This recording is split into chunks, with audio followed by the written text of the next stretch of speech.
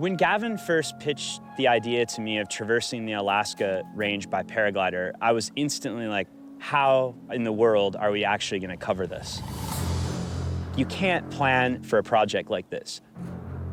It was something that was totally untested, backed up by an individual that had a dream.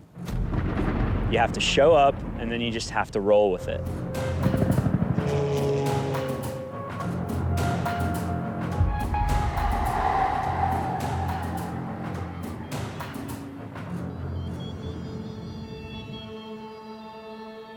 We are an incredibly light, bare-bones team here.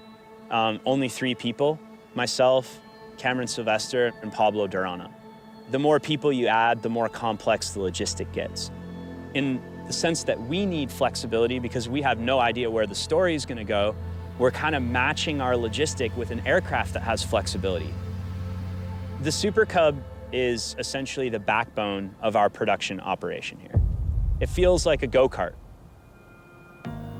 Essentially a chromoly frame with some canvas stretched around it and a little 150 horsepower engine that takes it through the sky. If you told a kid in grade 1 to build a plane with paper mache, that's pretty much what a Super Cub would look like to scale. You know, the engine starts up and it sounds just kind of like average.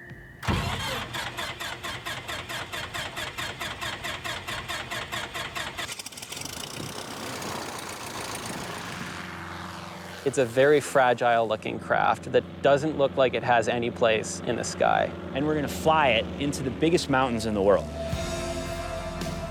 But the Super Cub is like the quintessential Alaskan bush plane. It can go anywhere.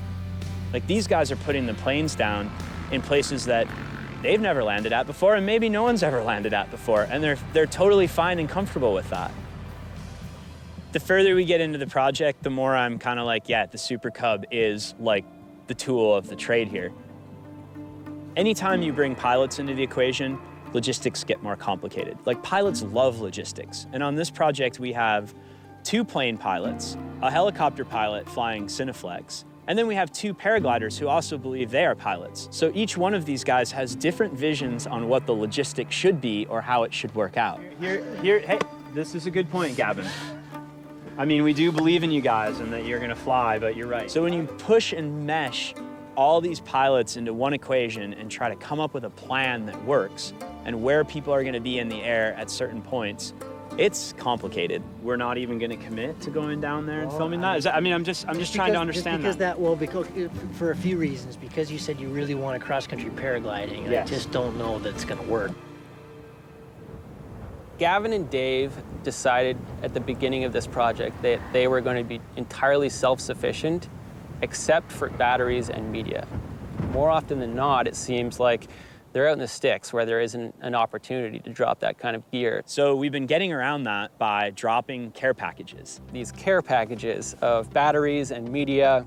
We threw them in some cardboard, wrapped it up in some plastic, gave them to Paul, one of our support pilots, with GPS coordinates of where the guys were. And having Paul, fly above, get as low as he can, and simply throw the care package out of the window of the plane.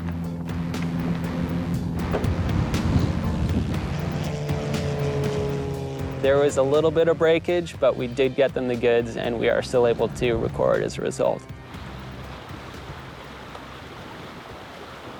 We definitely wanted to capture what happens on the ground just as much as what happens in the air, and the only way to do that is to bring along one of the production crew. We're fortunate to have Pablo Durana here, who just signs himself up for suffering on a regular basis.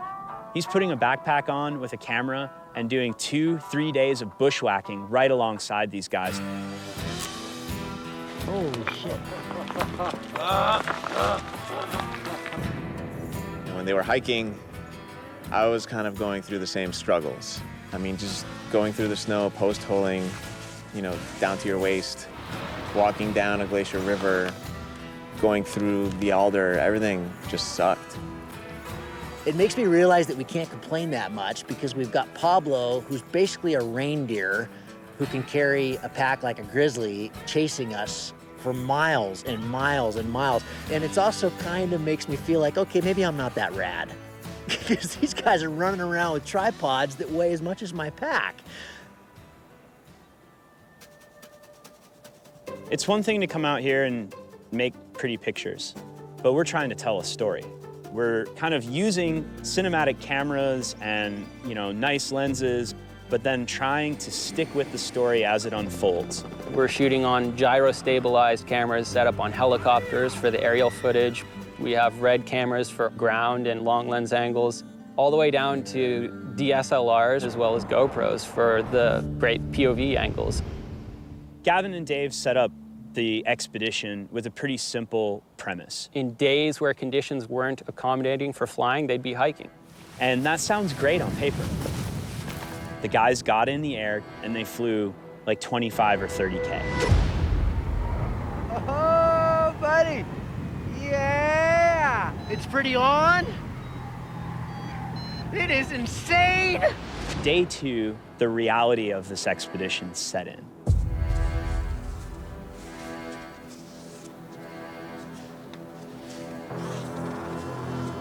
Yesterday was awesome, and then today was just a big dose of reality.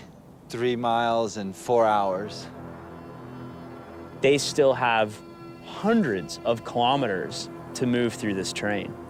Holy shit, this trip we're not gonna make it. I think from a more typical definition, some people might say that we're failing. On face value, we're failing right now. We're at the tipping point where if this doesn't work, we're just not gonna make it. It has to work now. As you start to go through hardships along the way, you get even more invested. It's past me saying I want to have a big flight. It's way past that. We need it. Food-wise, time-wise, route-wise.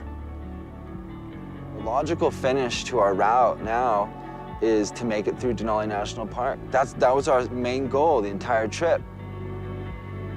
We've worked so hard to get to it. It's all come down to this moment. We'll fly our gliders through the snow, through the rain, behind the lee side of the mountains. We're willing to go to our threshold.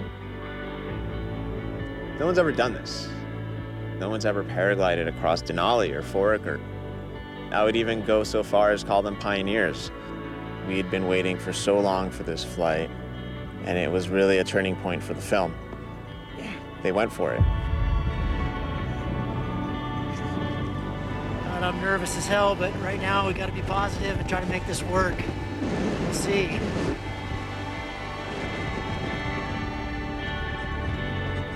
To come here close to the Arctic Circle and try and fly over North America's highest peak at over 20,000 feet, it's almost absurd to the uninitiated. And even to our inner group of friends, it's still kind of difficult to swallow that we're up here in this moment, at this location, and fly over North America's highest summit. The Denali flight was that moment when we knew we had a story. We had a climax. They'd flown across North America's highest peaks.